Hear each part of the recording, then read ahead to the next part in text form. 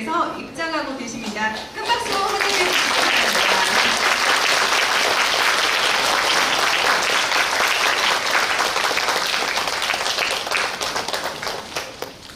네, 특강에 앞으로 모시겠습니다.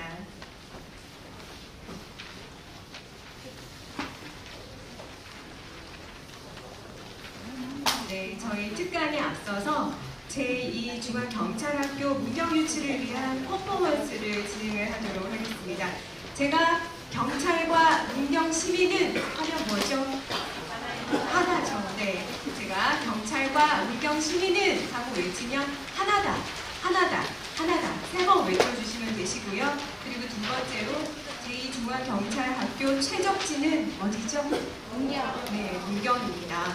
제2중앙경찰학교 최적지는 하고 선창하면 문경, 문경, 문경 3번 외쳐주시면 되겠습니다. 시작해 보겠습니다. 모두 일어나실까요? 일어나서 하시면 더욱더 사진이 예쁘게 나오실 것 같아요. 네. 가슴 높이까지 들어주시겠습니다. 해보겠습니다. 경찰과 문경 시민은 하나다! 하나다! 하나다! 네, 감사합니다. 두 번째도 해보겠습니다. 제2중앙경찰학교 최적지는 문경! 문경! 문경! 네, 기념사진 촬영하겠습니다. 밝은 미소 부탁드리겠습니다. 네, 감사합니다. 오늘은 또 입장하시면서 들으신 노래가 있으세요. 아마 흥겹게 들으셨을 텐데요. 단 한 분이 이 노래를 흥겹게 듣지 못하시고 긴장하시면서 들었던 분이 계십니다. 바로 저희 총무과 이성규 주사님께서 제2중앙경찰학교 유치를 위해서 직접 작사, 작곡까지 한 노래가 있습니다. 네, 두분 한번 함께 감상하시겠습니다.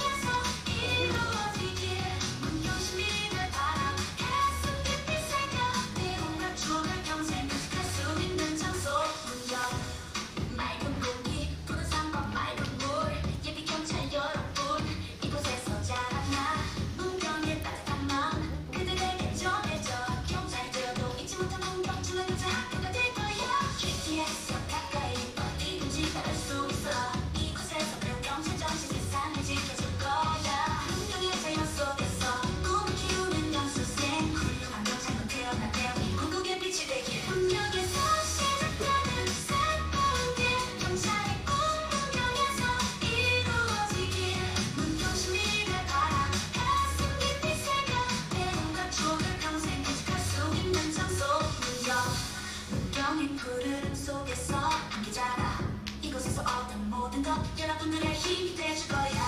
문경 시민의 사랑과 응원 우리를 지켜줄 거야. 이곳에서 시작된 꿈 세상으로 펼쳐지기 문경에서 시작되는 새로운 길 경찰의 꿈 문경에서 이루어지길 문경 시민의 바람 가슴 깊이 새겨 내 몸과 추억을 평생 간직할 수 있는 장소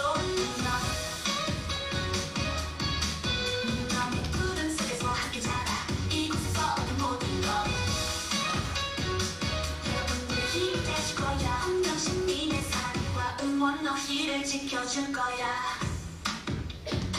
훌륭한 영생 간직할 수 있는 장소 문경.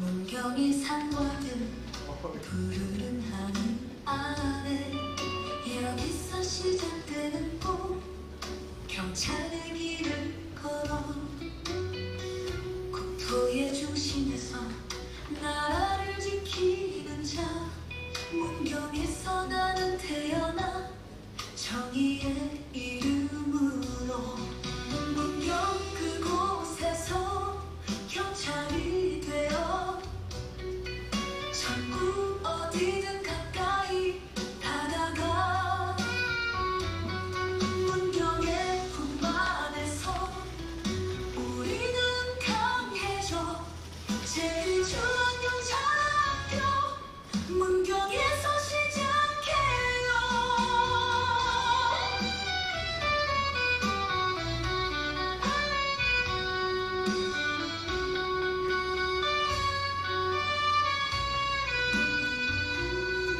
순수와의 시너지 함께 이루어가는 길 불진의 걱정 없이 모든 게 준비된 곳 KTX역에 닿는 곳 전국이 우리 무대 문경에서 꿈을 키워 미래 향해 나가요.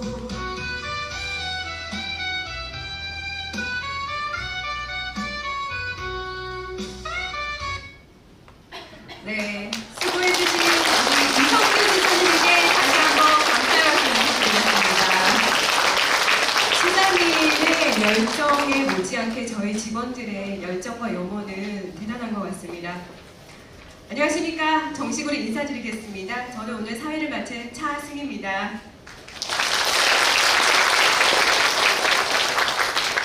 오늘은 소설가 전정희 작가님을 모시고 소설가 전정희의 꿈이야기라는 특강을 듣는 시간을 마련했습니다. 오늘은 명절을 맞이해서요. 보통의 특강과 다르게 우리 작가님께서 직원 여러분들에게 선물을 마련을 했습니다. 바로 이 두매꽃이라는 우리 작가님의 책인데요. 저 뒤편에 한 권씩 준비되어 있습니다. 이 작가님 책이 제17회 세계문학상 올해의 작가상을 수여하게 한 바로 그 대단한 책인데요. 우리 직원 여러분들의 따뜻한 한가위를 위해서 특별히 준비했습니다. 작가님에게 박수 부탁드리겠습니다.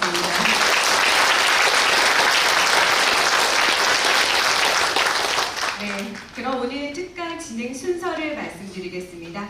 오늘 특강은요, 국민의례를 시작으로 시장님의 인사말씀, 그리고 전정희 작가님의 특강, 그리고 마지막으로 기념촬영 순으로 진행하도록 하겠습니다. 먼저 국민의례를 하겠습니다. 모두 자리에서 일어나 정면에 있는 국기를 향해 주시기 바랍니다. 국기에 대하여 경례. 바로 모두 자리에 앉아주시기 바랍니다. 네. 오늘은 미래의 먹거리 마련을 위해서 밤낮으로 애쓰고 계시는 신영국 시장님의 인사 말씀 읽겠습니다. 여러분 박수로 맞이해주시기 바랍니다. 저도 일을 하면서도 저도 신이 나지만은 또 눈물도 때로는 또 감동적이고 지금 아까 노래 그 두 버전으로 봤지만은 가사도 그렇고 이 과제를 정확하게 이해하지 않고 저런 가사가 나올 수가 없습니다. 저 가사가 우리 보고서를 한마디로 압축했는 거고 지금 우리가 가장 이제 경쟁 지역을 아산으로 보는 거거든요. 아산 지역의 강점은 경찰대학이 있고 수사연수원이 있고 경찰병원이 있으니까 경찰 관련 기관을 모으자는 거거든요. 근데 우리는 이제 그 분산하자, 국토 균형 발전을 하고 충주 현재 있는 중앙경찰하고 시너지 효과를 거두기 위해서는 문경이 더 적지다 하는데 가사 내용에 다 담겨 있어요. 그리고 이제 요즘 AI 기법을 해서 아무리 뭐 이 곡을 받을 수 있다 하더라도 짧은 기간 안에 감동을 줬지 않습니까? 그래서 자, 이것이 우리 문경이고 작가 선생님, MC 사회 보는 직원이 우리 직원이에요. 우리 평범한 직원이. 그래서 그래서 이게 결과에 상관없이 감동적이고, 이 감동은 결국 현실로 될 수밖에 없어요. 우리 모든 한 사람 한 사람의 이런 정성이, 그리고 지성이면 감천이란 말이 우리가 많이 했잖아요. 감천이 됩니다. 감천이 돼요. 저는 반드시 그렇게 됐다고 생각을 하고, 지금도 정책기획단하고 건설가 팀에서 또 기획실하고 합해가지고 내일 모레까지 보완 서류 마감인데, 그냥 평범하게 그냥 우리가 보내는 게 아니라 어떻게 하면은 우리가 전달할 수 있는, 우리가 이거 PPT 하면 가서 설명 안 하는데 일체 차단이 되고 보완하라고 하면 보완 서류로 말을 가야 됩니다. 그 보완 서류 안에 우리가 하고 싶은 얘기를 담아야 돼요. 어떻게 담아야만 다 전달이 되는 거예요. 그리고 48개의 시군을 평가하는 사람 심사위원들의 입장에서 이 보고서가 되어 있습니다. 우리가 아무리 잘 만들어도 심사하는 사람이 슬쩍 스쳐 지나가면 안 읽으면 그만입니다. 어떻게 하면은 읽을 수밖에 없도록 보고서를 만든다. 이것도 기법이죠. 그걸 지금 내일까지 이제 노력을 하고 있는 거죠. 그래서 뭐 중앙경찰학교 그 정도 얘기하고요. 우리 전정희 작가님하고 우리 문경의 인연은 뭐 사실은 뭐 학연 지연 뭐 이런 부분에서는 인연이 없어요. 없는데 우연한 인연으로 방송도 해주시고 또 문경에 와서 여러분이 이제 여러분 아시는 분은 알겠지만 지난번에도 와서 이렇게 중앙시장까지 가서 현장 룩보도해서 2회차에 방송했죠. 3회차에서 방송 채널을 저도 그때 출연 같이 하고 했는데, 이제 그런 인연을 하면서도 참 뭐 작가 선생님으로 유명한 거는 알았는데 무엇보다도 인간적이고 정말 정이 넘쳐요. 오늘도 올 때 그냥 안 오시고 책은 이고 또 이게 그것도 오늘 좀 여기서 나눠드리지 가져왔어요. 네. 저기 비서실 그 가져와서 일단 여기 다 조금씩이라도 나는 거 떡을 해 가져왔어요.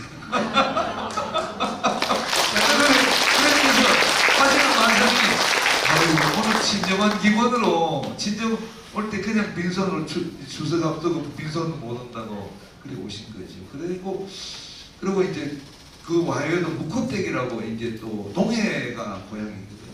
동해하고 문경은 또 비슷한 입장이 또 있죠. 동해 무콧댁은 이제 바다에 사는 이제 애환. 친정은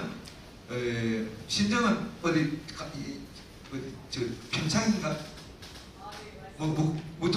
무콧댁의 주인 무콧댁이 친정은 평창인데 무코로 이제 시집을 와서 일어나는 애환을 그리는 어떤 그런 부분이에요. 그런데 곧 이제 방송도 하고 아마 그렇게 할 것 같고, 지금 준비 중인 게 또 문경댁을 준비하고 있어요. 문경댁. 뭐 광부랄까 문경의 사람으로서, 그러니까 문경하고 동해하고 비슷하니까 이제 이해하시려고 여러 가지를 이제 뭐 조사도 하시고 하실 텐데, 그래서 문경댁을 또 준비하고 있으시고, 그래서 이런저런 인연으로 우리하고 이제 뭐랄까 남이 아닌 것 같고, 그래서 오늘 그러한 인생 얘기, 소중한 얘기를 아마 전해 주실 것 같습니다. 작가님을 모시겠습니다.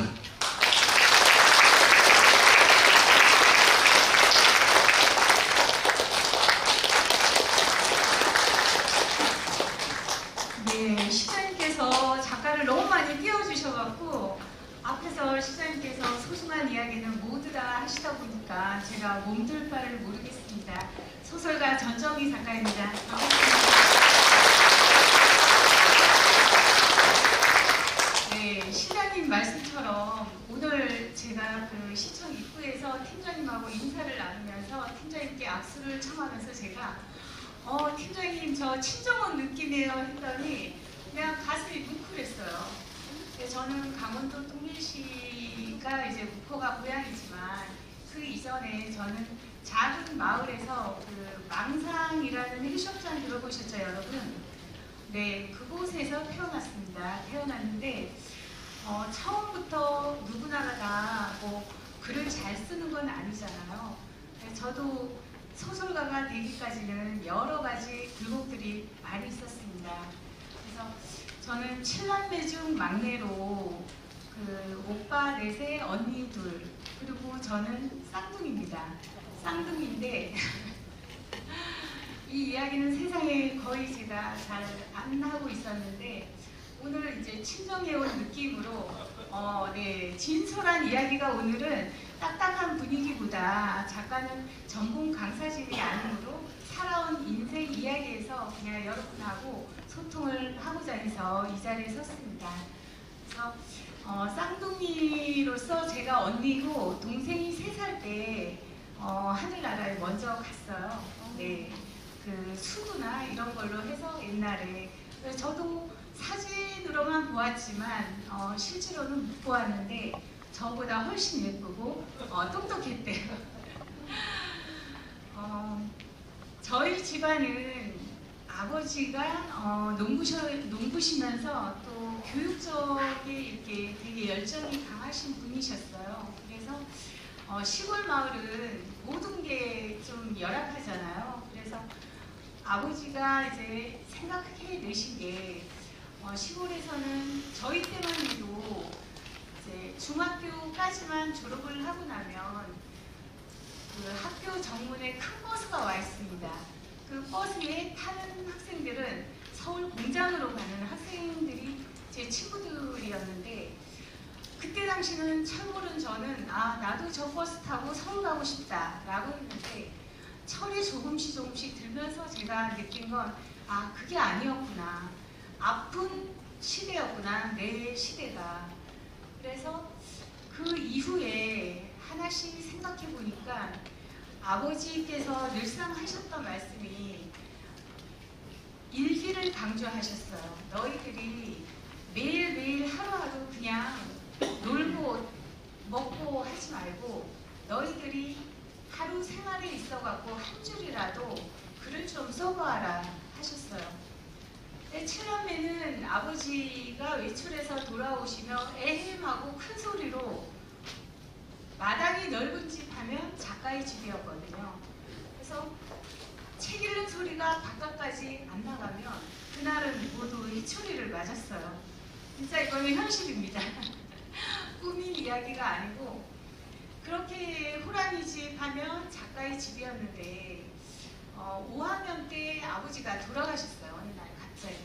그 돌아가시기 전에 시골에 학생들을 위해서 돌산을 일구 와서 천막 교실부터 밤에는 촛불 한 자루 켜놓고 아버지가 마을 그 학생들을 데려다가 천사문도 가르치시고 뭐 글도 가르치시고 이렇게 문학을 좀 하시면서 이제 가족들이 보아온 게 모두 그런 모습의 아버지이셨는데 중학교, 고등학교를 설립한 부모님이셨어요. 그러고 나서 돌아가신 이후에는 이제 저랑 20년이 차이 나는 큰오빠가 이제 그 학교를 이어받으셔갖고 운영을 하시다가 지금 문경시도 마찬가지로 좀 예민한 부분이지만 학생 수가 점차적으로 줄면서 이제 고등학교를 승격까지 받아놓고 학생들이 없으면서 도저히 운영이 안 되니까 지금 현재는 고등학교까지 없어지고 이제 학원으로 정부에서 지원금 좀 받는 이제 자동차 중장비 이런 그 학원으로 해서 지금 교육을 주파하고 있습니다. 그래서 제가 왜 이런 말씀 드리냐 하면 작가가 오늘날 지금까지 이제 소설가로서 등단된 그 이야기를 이제 제가 말씀드리고자 하는데요. 저는 고등학교 2학년 때 숲길가로 등단을 했어요. 그 등단하게 된 동기도 아버지가 5학년 때 어느 날 갑자기 돌아가시면서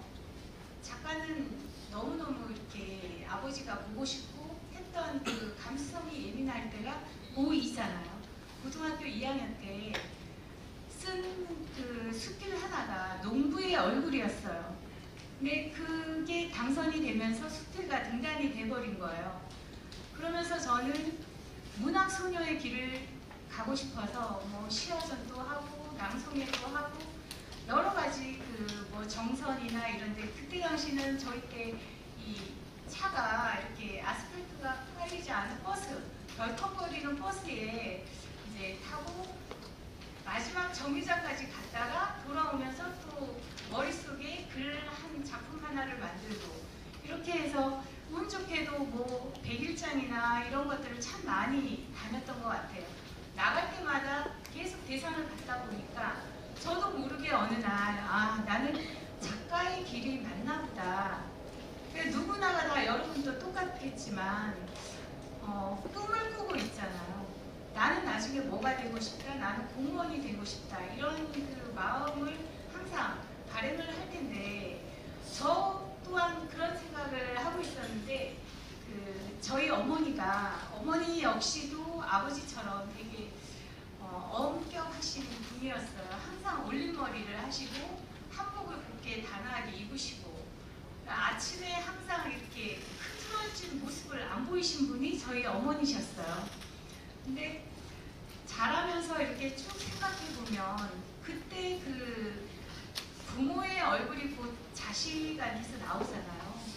그런 것들이 하나하나가 아직까지 저는 좀 무의식한 부분이 많이 묻어져 있어요.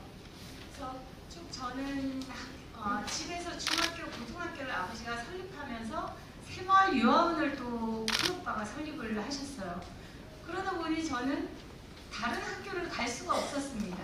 좋은 학교, 서울을 가고 싶어도 못 갔었고 했는데 모든 부분에 제 꿈처럼 바람대로 안 되다 보니까 유아교육학과를 저는 졸업을 했어요. 졸업을 하고 그러면서 계속 작품은 쓰고 또 100일장도 몰래 집에 모르게 다니고 했는데 어느 날 어머니가 신문에 난 막내딸 얼굴을 보시고 우시더라고요. 우시면서 아유 너희 아버지가 살아계셨으면 오늘 참 좋아하셨을 텐데 그 말씀 들으면서 제가 어머니 손을 꼭 잡고 엄마 나중에 정희가 내 동생이 못다한 그 꿈마저도 반드시 이루어낼게요 라고 약속을 드렸어요.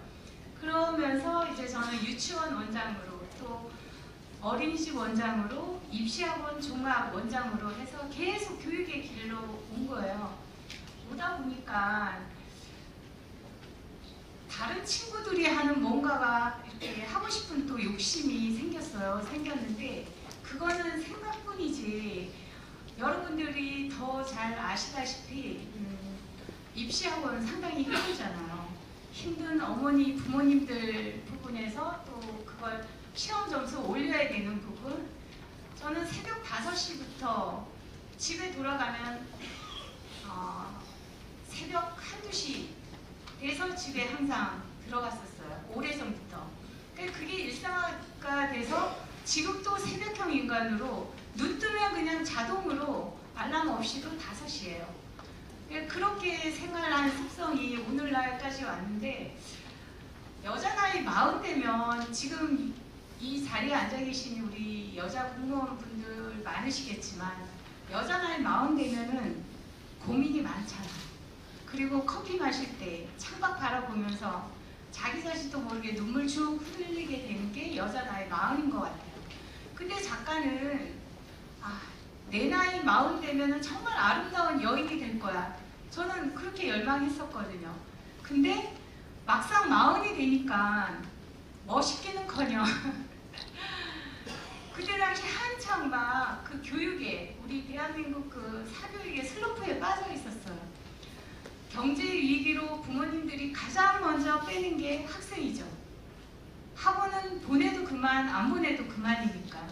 그러면서 점차 교사 수가 한 35명까지 있었는데 학생 수가 빠지면서 교사 수 줄고 강의실 줄고 하다 보니까 이제 내가 그만하라는 교육을 좀 떠나서 다른 일을 하라는 그 신호인가 보다. 라는 그 나 자신이 느꼈어요.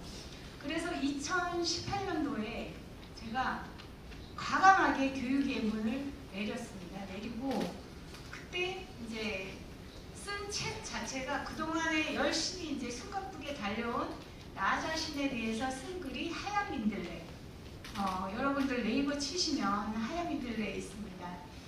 춘천시 배경으로 한 작품인데 그 대학생들의 풋풋한 사랑 이야기, 저희 세대 이야기죠. 남학생이 옆에 오면 얼굴 빨개지는 그 시대.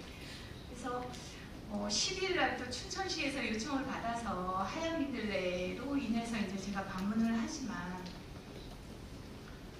대한민국에 훌륭한 작가가 무지 많으시잖아요. 많으신데 저는 정말 운 좋게 작품을 많이 잘 쓰고 이래서 지금 오늘날 여러분 앞에 선 게 아니고 작가는 운 좋게도 제 작품을 소개하러 인천시에 있는 남인천 방송이라는 그 작은 방송사에 제가 책을 소개하러 갔어요. 제 책 소개해주세요. 저 인천 사람이에요. 라고.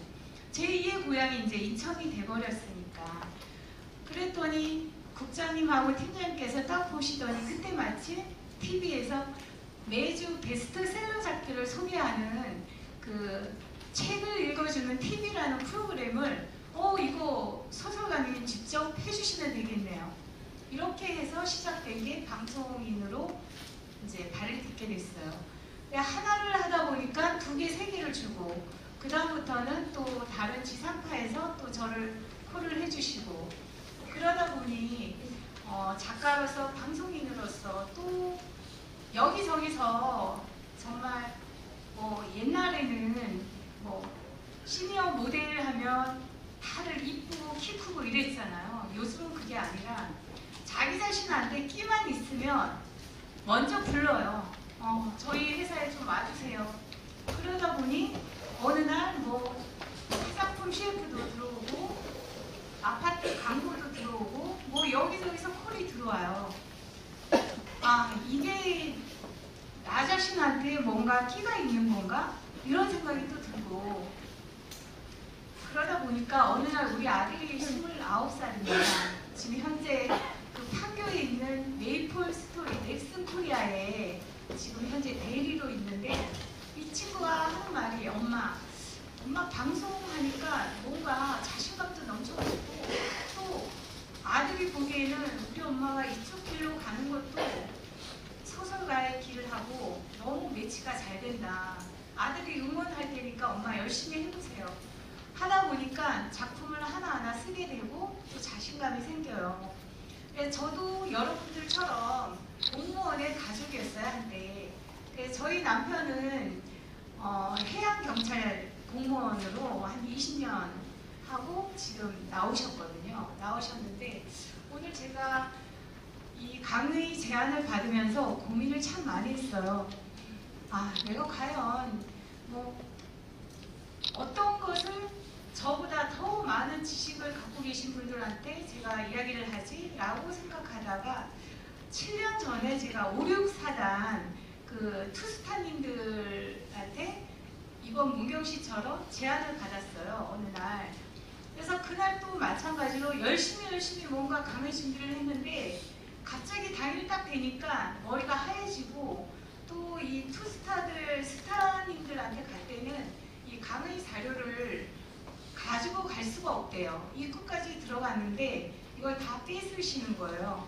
그리고 몸만 들어가게 돼서 갑자기 강당에 이렇게 딱 올라섰는데 다 이렇게 눈부실 정도로 별을 달고 계시잖아요. 그래서 제가 잠깐 머리가 하얘집니다 라고 하고 작가는 시골 마을에서 태어나서 밤하늘의 별들은 무수히 많이 보았지만 사람의 별은 오늘처럼 이렇게 많은 거 처음 봅니다 했더니 박수를 막 치시더라고요. 그때부터 긴장이 풀려갖고 거의 한 2시간 이상을 해야 하다가 나왔는데 오늘 저는 여러분께 이런 말씀을 드리고 싶어요. 우리가 살아가는 데 있어갖고 포기라는 걸 참 많이 쉽게 하잖아요. 오늘은 영어학원 가야지, 내일은 다이어트 하고 가야지 뭐 이렇게 다들 이렇게 마음속에 생각들을 갖고 있는데 실천에 옮기려고 하면 꼭 무슨 일인가 일어나서 못 가게 되잖아요. 오늘부터 작심삼일 뭐 운동해야지 하다 보면 또 안 되고 똑같은데 작가는 여러분들께 이런 말씀을 드리고 싶어요. 꿈은 꼭 이루어집니다. 꿈은 꼭 이루어지니까 지금 MZ세대 공무원들도 계시지만 또 얼마 안 있으면 또 이 자리를 떠나셔야 되는 분들도 계시고 해서 고민들이 참 많으실 것 같은데 우리 공무원 가족들이 가장 먼저 은퇴 후에 하시는 게 뭐 식당, 제과점 이런 거 많이들 하시더라고요. 네, 그런 거 보면서 저 같은 경우는 생각을 남편한테 미처 못 썼었어요. 지금 여러분들처럼 매일 출근을 하고 퇴근을 하는 남편이 아니었거든요. 저는 일주일 한 달을 나가시면 그 배를 타시니까 해양경찰이니까 한 달, 두 달, 뭐 파도가 많이 세면은 아예 못 들어오시고 하다 보니까 내가 결혼을 했는지 어떤 날은 막 이 고민이 상당히 많이 되었어요. 그러니까 늘상 혼자니까 늘상 혼자 방을 지키고 있고 하니까 어느 날 남편한테 그랬어요. 아 이제 그만뒀으면 좋겠다. 이게 내가 맨날 혼자서 이거 아파트 지키고 이거는 퇴근해서 집에 오면 뭔가 사람 소리가 나고 반겨주는 사람이 있어야 되는데 이거는 아닌 것 같으니까 우리 나이 40 되면 그만두고 함께 할 수 있는 일을 찾으면 어떨까요? 했는데 남편이 하는 말 이왕 들어왔으니까 조금만 더 해볼게 라고 하다가 한 5년 전에 이제 자꾸 이 공무원 분들은 이렇게 진급이 되면 될수록 스트레스를 많이 받으시잖아요. 그것 때문에 결국은 뭐 우울증 약도 드시고 저 모르게 어느 날 우울증 약도 드셨더라고요. 막 스트레스가 엄청 많으시니까 뭐 사무실에서도 이렇게 근무를 해보시고 또 친구소라는 곳에 또 근무해보시고 배도 타보시고 했는데 이게 적성에 사실은 안 맞은 걸 겨우겨우 이렇게 오셨던 것 같아요. 그러다 보니 이제 뭐 정신과를 혼자 한두 번 가셔갖고 우울증 잠 안 오는 때 약을 이렇게 타서 드시기도 하셨다. 이래서 과감하게 이제 날짜까지 안 되더라도 그만둡시다 라고 해서 저희가 신혼 때 열대어를 상당히 좋아했어요. 그 아파트에서 요즘은 그 수족관이 이렇게 흔하지가 않은데 예전에는 뭐 어느 기관에 가나 다 금붕어 이렇게 수족관들이 있었잖아요. 남편이 저희 신혼 때 키우던 그 바닷고기, 열대어 이런 걸 좋아하시다 보니까 용품을 자기만의 개발을 한 3가지를 하신 게 그게 이제 운 좋게 또 저처럼 잘 되어 갖고 지금은 날마다 재밌대요. 날마다 행복하고. 그래서 아들도 나가고 저희 나이 때 되면은 집에 남는 사람이 딱 부부 2사람이잖아요. 그러면 아침에 일어나서 저희는 남편이 먼저 커피포트에 물을 올리고 저는 씻고 나오는 순간 남편이 샐러드에 토스트를 이렇게 구워놔요. 그러면 하루 일과 시작이 됩니다. 되는데 그리고 나서 또 저녁 때 되면은 TV밖에 없잖아요. 그래서 제가 고민한 게 여보 우리 이렇게 그냥 맹숭맹숭 있지 말고 뭔가 대화를 찾자. 그러니까 TV만 보니까 TV 속에 이쁜 여자만 계속 보게 되잖아요. 그래서 남편한테 제가 말씀드린 게 날마다 우리 대화를 하루 일과 작가가 아침에 나갔다 들어오면 바깥 세상 이야기 남편은 또 안에서 당신이 하는 일을 우리 5분이 됐든 10분이 됐든 TV 보지 말고 저녁이 됐든 아침이 됐든 항상 하루 일과 정리와 시작을 함께 소통하면서 지냅시다. 이랬더니 좋다. 그래서 이제는 일상화가 되어버렸어요. 그래서 저는 어머니가 항상 말씀하시기를 눈 뜨면 항상 머리부터 단아하게 묶거나 삐거나 항상 옷을 흐트러진 옷을 입지 말아라 라고 이렇게 가르침을 받았던 기억이 나서 항상 화장은 안 해도 머리는 꼭 묶거나 이렇게 합니다. 그래서 제가 그거를 어느 때 느꼈나 하면 요즘은 이쁜 여인들이 많잖아요. 그죠? 그러다 보니까 이제 유치원 원장 때, 입시학원 원장 때 그 어머님들을 항상 학생, 학부모 이렇게 만나다 보니까 같은 여자로서 느끼는 게 막 정신없이 머리가 한강이 돼서 이렇게 아이 마중 나오시는 분들 많잖아요. 그랬을 때 내가 남자였다면 어떨까 이런 생각들을 해보았거든요. 그래서 무엇보다 남편만 바라보지 말고 남편이 나한테 이뻐하기만 바라보지 말고 똑같이 서로 아껴주고 챙겨주고 사랑해주고, 저희는 요즘 아침에도 그렇고 저녁에도 그렇고 커피 마시기 전에 항상 스킨십을 합니다. 안아줘요. 그리고 사랑합니다 라고 꼭 합니다. 사랑해.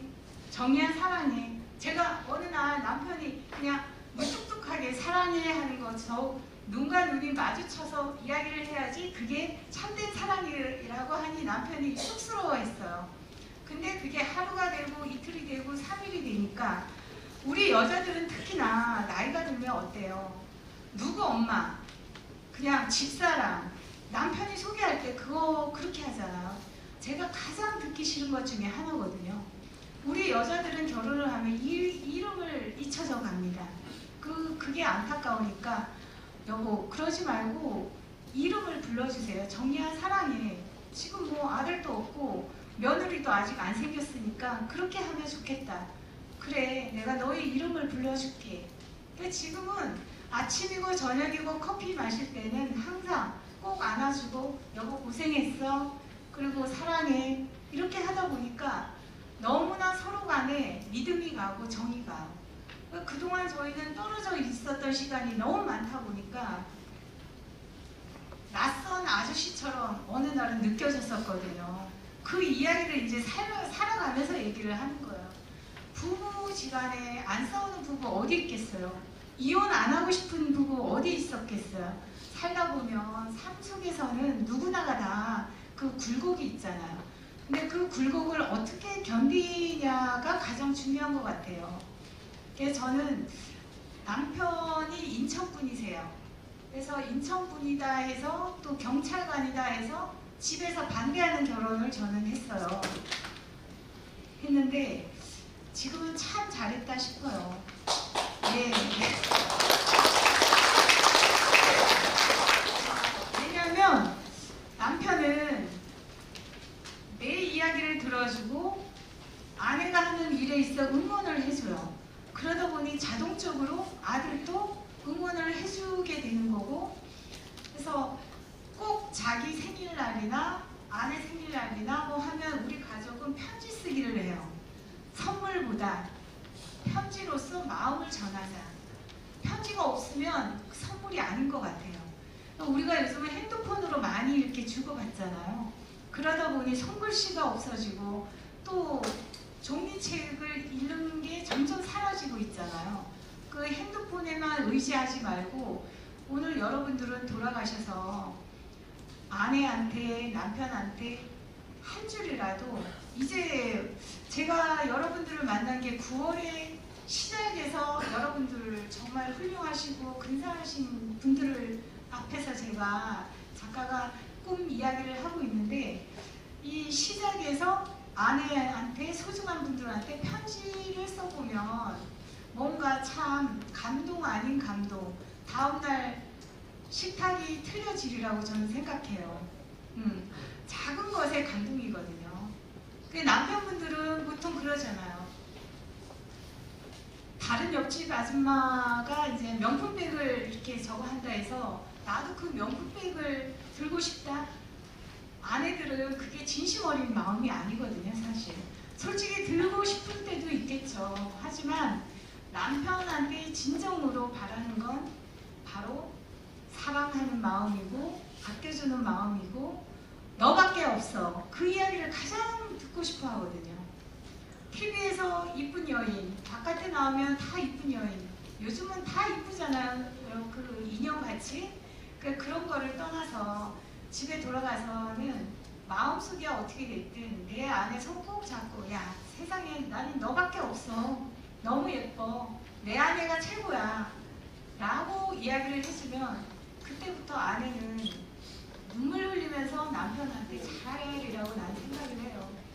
그래서 모든 것들이 마음 뜻대로 쉽지만은 않아요. 그죠? 쉽지만은 않은데 우리가 노력을 하면 안 되는 게 없다라고 보고 또 가족에 있어서 한 마음이 되면 뭐든지 이겨낼 수 있다라고 생각해요.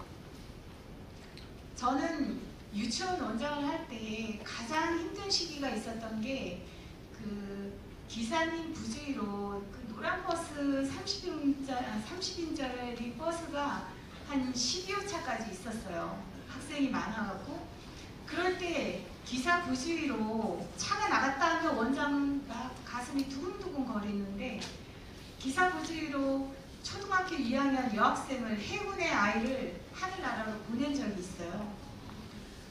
그래서 그때 가족의 소중함을 가장 절실히 제가 느꼈던 부분인데 해군이 단합이 경찰보다 우리 공무원보다 더 이렇게 강해요. 새까맣게 영안실 쪽에 몰려오는 거예요. 그때 저희 남편이 경찰복을 딱 입고 나타나서 저한테 어깨를 3-4번을 탁탁 치면서 내가 있잖아. 남편이 있잖아. 힘내. 모든 거 다 해결해 나갈 수 있고 떠나간 아이에 대한 부분은 많이 미안하지만 수습부터 하고 원장을 기다리는 그때 당시 학생들이 몇백 명 되었으니까 한 사람은 갔지만 남아있는 학생에 대한 또 도리는 지켜야 될 거 아니냐 이렇게 해서 남편이 저한테 그렇게 또 격려를 해줘서 정신 번쩍 차리고 거의 한 보름 정도 원문을 문 열었어요. 문 열고 난 다음에 이제 합의 모든 부분에서 정리정돈하고 나니까 학부모님들이 탄원서가 막 올라온 거예요. 문 좀 열어달라고 작가님. 해서 원장님 문 열어주시면 떠나간 아이에 대해서 남아있는 아이들한테 원장님이 최선을 다해주면 그게 떠난 아이에 대한 예의고 보답입니다. 해서 그때 뉴스까지 나왔었어요. 9시 뉴스까지. 모 유치원 뭐 해갖고.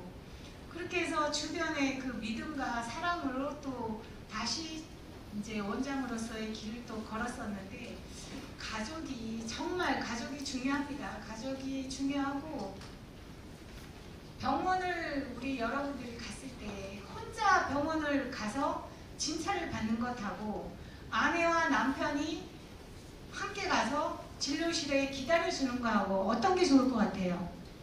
함께 가는 거죠. 내가 아무리 아파도 밖에 우리 남편이 기다린다, 내 아내가 기다린다 했을 땐 이 병이 금방 나을 거예요. 그래서 이제 다음 주면 명절이잖아요. 이제 작가는 이런 말씀을 드리고 싶어요. 그동안 둘러보지 못했고 눈만 뜨면 일터에 나와서 일하느라 바빠서 가족을 둘러보지 못하고 소중한 사람들을 둘러보지 못한 거 이때 이번 명절 연휴에 뭔가 편지 한 장 한 장을 써서 요즘은 봉투에다 우표 붙이는 거 안 해보셨죠? 요즘 책을 해보신 분 계세요? 없으시죠? 누구나가 다 자기 집 주소를 아시잖아요. 오늘 돌아가시면 이번 연휴에 이렇게 소중한 날 편지를 남편한테든 자식한테든 써서 집으로 붙이세요. 그러면 그 편지를 받아든 자식이 됐든 남편이 됐든 아내가 됐든 감동을 할 겁니다. 작가는 꼭 그걸 부탁하고 싶어요. 어느 날 제가 그 박병일 명장이라고 들어보셨나요? 자동차에 관한 명장. 그분 TV 잘 나오시잖아요. 인천 남동공단에서 이렇게 사업을 하고 계시는 박병일 명장 치면 네이버에 나올 거예요. 그분이 작가한테 전화가 왔어요. 아, 작가님, 저도 이제 나이가 어느 정도 들고 또 어느 위치에 있다 보니까 이제 제가 뒤돌아서 더 이상 이제 생각들이 지어지기 전에 작가님하고 인터뷰를 좀 통해서 책을 하나 내고 싶다. 그래서 이제 방문을 했는데 제가 깜짝 놀랐어요.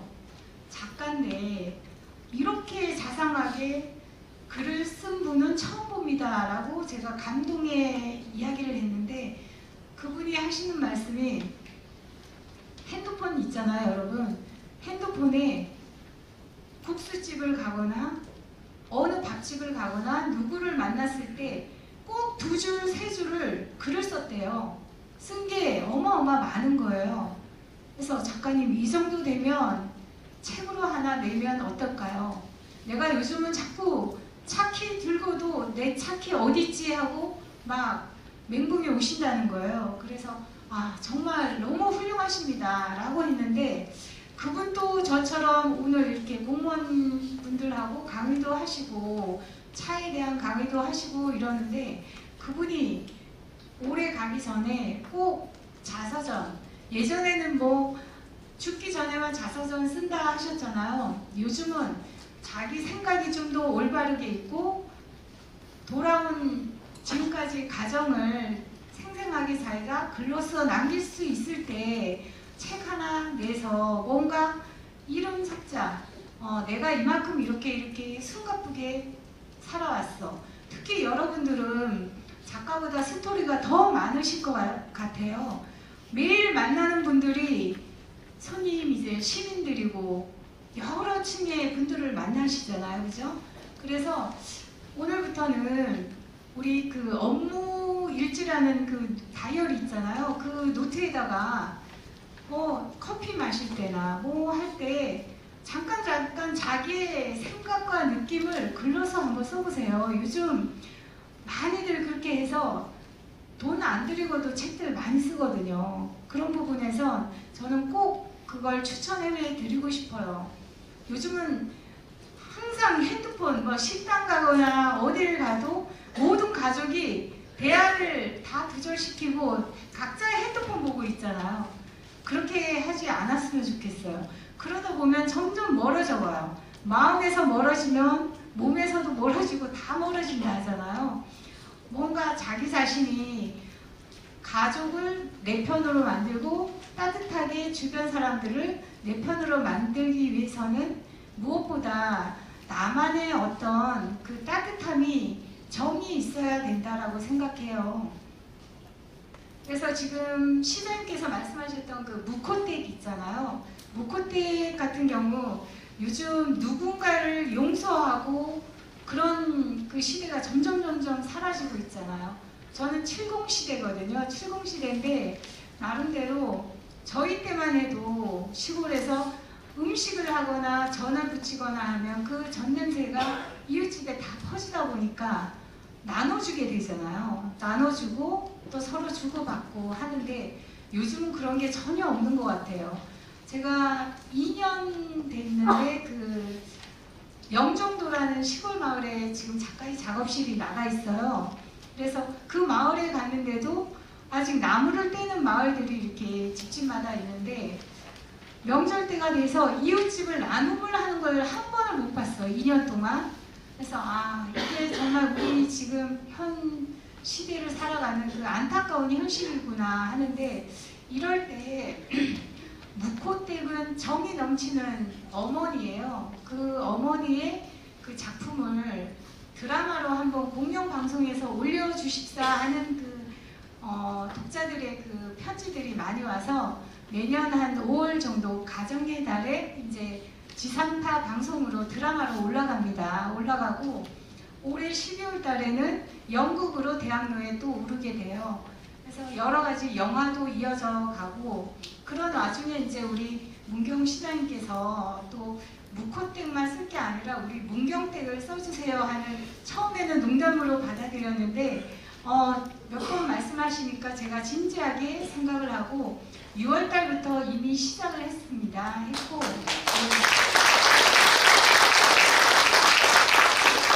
내년 봄에 이제 무코텍을 이제 올리고 나서 그 다음에 내년 가을쯤 되면 이제 문경텍 부분에서 스토리가 이제 시장님하고 이렇게 보여드릴 수 있는 부분이 정확히 나올 것 같습니다. 그래서 처음에 제가 말씀드렸듯이 문경은 작가의 친정과도 같다는 그 느낌 그대로 여러 가지로 제가 무컷된 이상으로 좋은 작품으로서 오늘 작가를 초대해 주신 그 마음의 보답을 꼭 하겠습니다. 감사합니다.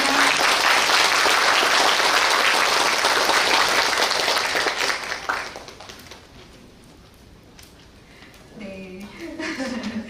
네. 우리 전정희 작가님의 사람 냄새 나는 특강, 진솔한 특강 해주신 전정희 작가님께 다시 한번 감사의 박수 부탁드리겠습니다. 오늘 특강과 관련해서 궁금한 점이 있으시면 손을 들어주십시오. 마이크를 건네드리겠습니다.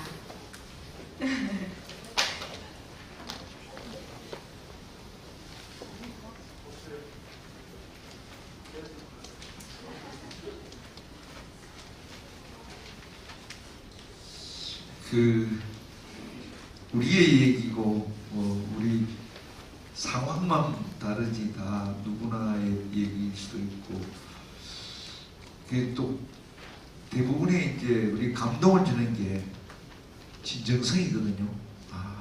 진정한 부분에서는 누구나 다 공감을 해요. 그 점이 특히 이제 그 말씀 한마디 한마디가 와닿는 거고 또 되게 현실적으로 말씀하시는데 제가 이제 드리고 싶은 말씀은 행복에 대해서 우리 전 작가님께서는 지금 행복하신지 또 어려울 때도 힘들 때도 있을 텐데 그때도 행복했는지 그거에 대해서 한번 말씀을 해주시죠. 행복은 작가가 생각하는 행복은 아주 먼 곳에 있지 않고 가까이 있다라고 생각해요. 제가 좋아하는 거, 제가 하고 싶은 거, 그리고 만나고 싶은 사람 이렇게 하는 부분이 작은 것에서 이렇게 행복은 이루어진다라고 생각하고요. 늘 모든 사람들이 큰 것만 생각하잖아요. 근데 큰 것을 바라보다 보면 그만큼의 큰 고통이 또 따르더라고요. 제가 아까 말씀드린 대로 이제 유치원이나 뭐 종합유치학원이나 이렇게 하나 이렇게 하나가 잘 되니까 두 개, 세 개를 번창을 시키다 보니까 결국 그 욕심이 힘듦으로 자기 자신을 망가뜨리는 길이 되더라고요. 그래서 작가는 그 시장님께서 말씀하신 것처럼 행복은 바로 멀리 있는 게 아니고 바로 내 집에 있고 내 앞에 지금 이 자리에 저와 함께 소통을 하고 있는 이 시간이 행복한 시간이라고 생각해요. 그래서 여러분들도 항상 큰 것만 생각하시지 말고 특히 작은 것에서 뭔가 보람을 느끼고 내가 좋아하는 것을 찾아 나간다라고 하면 언제 어느 때 내가 공직을 그만두더라도 자신감 있게 나는 이제 이쯤 되면 내가 좋아하는 거 할 수 있어. 지금 여러분들 중에는 작가보다도 더 끼가 많으신 분들 많잖아요. 아까 노래 작곡한 부분도 너무너무 멋있었고요. 또 지금 마이크를 잡으신 마이크를 사실 잡는 게 힘들거든요. 힘든데 너무 아나운서보다도 더 잘 이렇게 목소리도 매력적으로 하시고 계시기 때문에 자기만의 끼를 꼭 그냥 놓치지 말고 챙겨서 자기만의 추후에 내가 이 자리를 떠나서도 더 멋진 사람이 될 수 있도록 만드는 것 또한 행복이라고 생각합니다. 네. 감사합니다. 그 연장선상에서 조금 한두 마디만 더 드리면은요. 이제 저는 이제 직선적으로 행복 얘기를 드렸습니다. 지금 답변은 행복했고 행복하시다는 그 말씀이신데 어제 우리가 무슨 행사를 했냐면요. 그 9월 10일이 오늘이 세계 자살 예방의 날이니까 그래요. 세계 WHO에서 정한 그런데 아까 우리 남편분 얘기도 하셨잖아요. 우울증 부분이었는데 우리가 이 시대에 이 복잡한 세상에 살다 보면은 누구나 다 아무리 성격이 어떻든 간에 때로는 우울하게 돼요. 네. 근데 그 부분에서 이제 결국은 또 극단적인 선택까지 하는 사람들이 많고, 그래서 자살 예방의 날이라는까지 만들었는데, 저는 그 부분에 대해서 제 생각은 그래요. 저라고 뭐 특별히 다를 수도 없고 한데, 저는 이제 어제도 행복했고 지금도 행복하고 행복하다고 생각을 하는데, 그 부분에서 저의 이 사례는 그렇거든. 열심히 사니까 행복하더라, 긍정적으로 생각하고 감사한 마음 생각하더라고. 또 끝부분에서 제 주변에 좋은 사람들이 참 많이 만났다 이 얘기를 했더니, 김명재 장관께서 그날 여기 특강을 한번 하시고 저녁을 먹는데 그 얘기 때는 그 말에 대해서는 동의를 할 수 없대요. 뭔가 하면은 그 얘기를 하는 사람들이 많이 들었는데, 어느 누가 좋은 사람만 확률적으로 만나면 불가능한데요. 어느 누구든지 내가 좋은 사람만, 그거는 네가 본인이 좋은 사람이다 이래 얘기하시대요. 그러니까 본인이 좋은 사람이면 주변에 다 좋게 느껴진다고 네, 하고. 맞습니다. 그래서 우울 부분을 제가 말씀드리고 뭔가 하면은 저는 그럴 것 같아요. 누구나 다 때로는 뭐 상황에 따라서는 마음이 울적할 때도 있고 외로울 때도 있고 있는데, 이걸 해결하는 방법은 뭔가 많은 사람을 만나는 게 소중한 것 같아요. 맞습니다. 사람을 만나는 게 소중한 것 같아요. 되게 자꾸 이제 제가 보면 숨으면 안 되는 거죠. 사람 만나는 게 중요하고, 아무리 우리가 뭐 저런 데서도 드라마에 나온 것도 약간 가식이 많고요. 무조건 사람을 만나요. 많은 사람을 만나보는 것이 소중하고, 그래서 심지어는요, 새들도 보세요. 전부 다 아무리 작은데도 다 짝을 지어서 같이 다니잖아요. 근데 사람은 사람과 함께 있어요. 그리고 진정성을 갖고 대하면 항상 좋은 일이 되는 거죠. 저는 뭐 지위나 남녀노소 상관없이 늘 진정성을 갖고 하는 것이 소중한 거예요. 오늘 강의의 제일 매력 포인트고 감동을 하는 것도 작가님이 진짜 뭐 거북할 수도 있고 하는 얘기를 다 진솔하게 했잖아요. 그 점이 우리가 소중한 것 같고, 그래서 제가 오늘 자살 예방의 날 기념도 뭔가 하면은 누구나 다 그렇게 될 뿐이 있는데, 많은 사람을 만나고 의도적으로도 자꾸 만나고 하라는 그걸 말씀드리고 싶어요. 그래서 되게 보면은 제가 많은 사람들이 외향적이라고 생각하는 저보다 더 내성적인 사람이 없어요. 사람을 기피하고 소극적이고, 그런데 밖에 자꾸 적극적으로 하고, 남 앞에 서는 거 두려운 건데 앞에 서보고 하면은 한 번 서보고 하면 두 번 보고 시작하고, 또 사람과 거북할 때도 자꾸 만나면 다 이런. 그래서 사람과 만나고 진정성하게 가까이 가고. 네, 맞습니다. 그래서 그게 아마 오늘 강의의 포인트는 역시 진정성이고, 네. 아주 사람의 우리 평범한 같지만은 거기서 또 답이 있는 것 같고 그런 것 같아요. 네. 우리 작가는 시장님 말씀처럼 인연을 중요시합니다.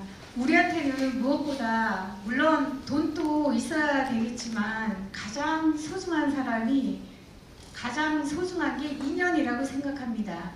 그래서 지금까지 작가가 저도 50 이제 초되었는데요. 뒤돌아서 이렇게 살아온 거 생각해 보니까 가장 중요한 게 인맥이에요. 인맥이고 사람이고, 내가 가장 우울할 때, 가장 내 얘기 들어줄 수 있을 때, 전화했을 때 달려와 줄 수 있는 어느 교수가 작가님 가장 소중한 사람이 몇 분이세요? 이렇게 가족 떠나서 몇 분이세요? 작가님이 오라고 했을 때 달려와 줄 수 있는 친구가 몇 분이세요? 하고 물었을 때 정말 바로 대답이 안 나오는 게 현실이었어요. 앞에 있는 우리 여러분들께 가장 내가 외로울 때 달려와 줄 수 있는 친구가 5명 있다 하시는 분 손 들어보세요. 예, 정말 예, 맞습니다. 이게 평소에는 10명, 20명, 나는 뭐 500명 내 핸드폰에 있어 라고 하지만 막상 나랑 술 한잔 하자, 나랑 차 한잔 하자, 내가 필요로 했을 때 달려와 줄 수 있는 친구는 없다고 생각합니다. 그래서 키포인트는 가장 소중한 사람은 내 가족이니 오늘부터 더 이렇게 아껴주고 사랑해주고 안아주고 내일 아침부터 여러분 오늘부터 돌아가서 신발장에서 신발 벗고 그냥 무뚝뚝하게 들어가지 말고 아내가 있거나 남편이 있으면 꼭 한번 안아줘 보세요. 안아줘 보세요. 그러면 하루가 방금 전에 시장님께서 말씀하셨죠. 안 되는 거 한 번 하고 두 번 하고 세 번 하면 자연스럽게 된다. 맞습니다. 사랑한다는 말이 우리 남자분들 특히 우리 대한민국 분들은 무뚝뚝하시잖아요. 그거 하면은 죽는 줄 알아요. 제가 그 기업인들 프로그램을 이렇게 토크쇼를 해보면 마지막 멘트에서 오늘 이 방송을 통해서 아내한테 사랑한다는 그 말 한마디 하시라면 에이 그런 말을 어떻게 쑥스럽게 해요. 막 그냥 얼굴이 새빨개집니다. 그 어떤 분들은 소주 한 잔 마시고 들어와요. 오늘 이 사랑한다는 말을 아내한테 못하면 오늘 이 방송 못 나갑니다 하면 그러면 작가님 막걸리 한 잔 저 하고 나갈게요. 그거보다 더 중요한 게 없어요. 여러분들 우리 언제 어느 때 어떻게 바로 옆에 있던 사람이 떠날지 모르잖아요. 그쵸? 그건 아무도 모릅니다. 가는 것은 나이하고 상관없다 하잖아요. 있을 때 잘하라는 말 저는 살면서 정말 절실하게 느끼고 있어요. 그래서 만나는 사람, 옆에 있는 사람, 뒤에 있는 사람 오늘부터는 가장 소중한 내 편이다 생각하시고 가족으로 돌아가서는 가장 아끼는 자식하고 남편, 아내한테 꼭 고생했다, 사랑한다, 신발 신고 나갈 때 꼭 한번 안아주세요. 그러면 나이 차이 떠나서 이제 우리 집이 훈훈하고 따뜻하구나 하는 걸 느껴지실 거예요. 저는 그 사람의 향기가 거기서 묻어난다고 생각해요. 어떤 집에 들어가면 썰렁할 때가 있잖아요. 어떤 회사에 기업에 들어갔을 때 아주 차디찬 느낌을 받는 게 있고 잘 되는 곳과 안 되는 곳은 향기가 있다라고 저는 생각을 합니다. 문경시에는 제가 3번, 4번 와봤지만 입구부터 향기가 달라요. 시장님이 여기 계셔서가 아니라 정말 향기가 너무 좋습니다. 그래서 무엇보다 시장님을 비롯한 우리 여러분들 모두 다 향기가 묻어나는 사람이기 때문에 바깥에 나가서도 모든 분들이 더 여러분들을 훌륭하고 근사하고 멋있다라고 하실 거예요. 그런 부분에서 박수 한번 쳐주세요.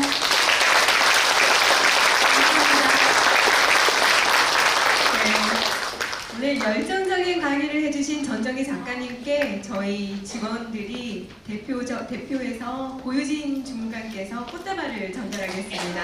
여러분 큰 박수 부탁드리겠습니다.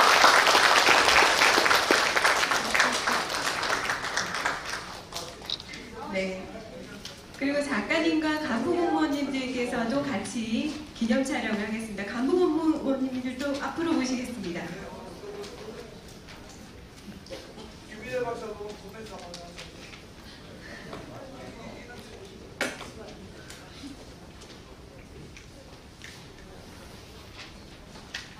사진 작가님하고 인연이 또 있어요. 그쵸?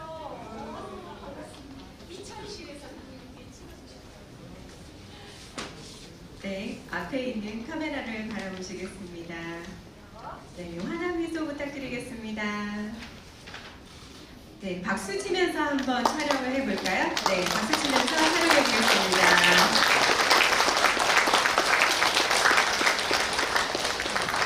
네. 네, 감사합니다. 이상으로 소설가 전정희 작가님 초청, 네. 네. 네. 강통을 한번 또 들어보겠습니다. 추석을 맞이하여 우리 그 문경시 우리 공무원들의 가족이 바뀌는 계기가 될 것 같습니다. 예, 저도 그 남편한테 사랑한다는 말 잘 못했는데 한번 실천해 보려고 합니다. 아니, 굉장히 그 도회적으로 이렇게 외모가 이렇게 생기셨는데 작품은 굉장히 촌스럽고 정스럽고 네. 그래서 예, 그 저기 수술의 어떤 그런 주제나 테마 이런 것들을 왜 이제 그런 쪽에서 잡으셨는지 조금 궁금했습니다. 여러분들이 오늘 선물로 받아가는 그 책이 두메 꽃이죠. 그 네이버에 찾으면 두메 꽃이란 꽃은 없어요. 그 작가의 꽃 이름을 두메 꽃이라고 했어요. 네, 오늘날 시골에서 묵묵히 자라면서 그 모진 비바람 속에서도 굴하지 않고 이 시간까지 온 거에 대한 자신에 대한 보답으로 두메 꽃이라고 이름을 붙였습니다. 그래서 늘 작가는 태어난 곳이 시골이다 보니까 나무와 새와 꽃과 뭐 바람, 뭐 바다 이런 쪽을 바라만 보다 보니까 도시적인 부분이 많이 이렇게 묻어나지가 않아요.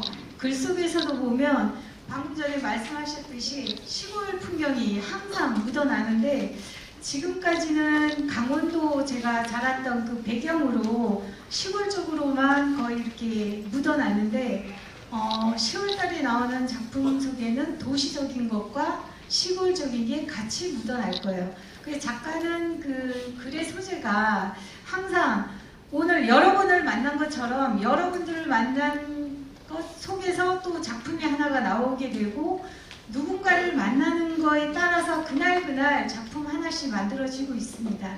그러니까 앞으로도 이제 질문하신 것처럼 여러분들도 누구나가 다 시를 쓸 수 있고 수필을 쓸 수 있고 소설을 쓸 수 있다라고 저는 생각을 해요. 어쩌면 여러분들이 작가보다도 더 훌륭하고 멋진 그 소설가가 될 수 있고 작가가 될 수 있다라고 저는 자신 있게 말씀드리고 싶어요. 그러니까 그 항상 핸드폰에만 의존하시지 말고 한 줄 한 줄 써내려가는 나의 마음을 글로써 한번 표현해 보는 것도 너무 좋아요. 부부가 싸움했을 때 화를 내는 걸 어디에다 막 풀 수가 없잖아요. 친구한테 풀면 창피한 거고 뭐 시누이한테 풀면 욕하는 거고 하다 보니까 글 속에서 남편 욕도 좀 해보고 자기 자신에 대한 답답함도 써보고 그렇게 하면 여러분들 병이 없을 것 같아요. 우울증은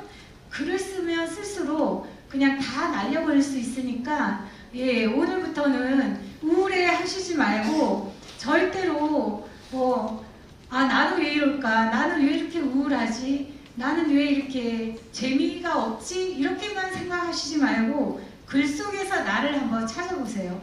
그리고 작가가 아침마다 항상 하는 게 뭔 줄 아세요?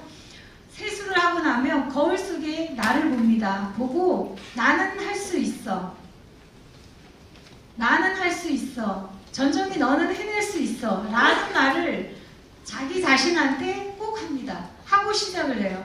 그러고 나면 하루에 어떤 사람을 만나든 청와대를 가든 국회를 가든 저는 당당하게 어떤 분들은 그러잖아요.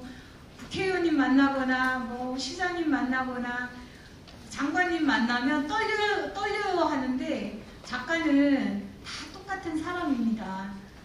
그리고 사실 지금도 떨고는 있지만 근데 네, 자기 자신이 자신 있다라는 생각을 하면 어느 누구한테도 굴하지 않아요. 그러니까 여러분들도 항상 어깨 펴시고 자신감 있게 나는 할 수 있어 라는 생각으로 긍정적인 생각을 가지면 뭐든 할 수 있어요. 잠깐 저도 네. 갑자기 글을 쓰고 싶은 생각이 네. 갑자기 열정이 올라오면서 네. 글을 좀 써봐야 되겠다 생각이 드는데 제가 네. 글을 쓰면 나중에 감수를 좀 해주시겠어요? 당연히요. 찾아뵙겠습니다. 네. 이곳에 계신 여러분들 중에 시인이 되고 싶다, 소설가가 되고 싶다, 뭐 수필가가 되고 싶다 하시는 분들 중에 그동안 작품을 이렇게 끈적여 놓으신 분들 없지 않아 많으실 것 같아요. 그 중에는 꽤 되실 거라고 저는 생각을 하는데, 제가 이제 문인협회에서도 또 활동을 하고 있고, 또 뭐 대한민국 언론인협회에서도 그 논설위원으로도 또 활동을 하고 있고 하니까 여러분들이 언제든지 뭐 제 메일 책 뒤에 보면 있잖아요. 해서 콜을 주시면 항상 마음의 문을 열어놓고 여러분들 기다릴 테니까 질문 또 해주시고, 또 시 등단하고 싶다 하면 거기에도 작가가 작은 힘이나마 보탤 수 있습니다. 네, 오늘 고생하셨습니다. 감사합니다. 감사합니다. 진솔한 답변해주신 작가님께 다시 한번 감사의 박수 부탁드리겠습니다. 이상으로 전정희 작가 초청 특강을 모두 마치겠습니다. 수고했습니다.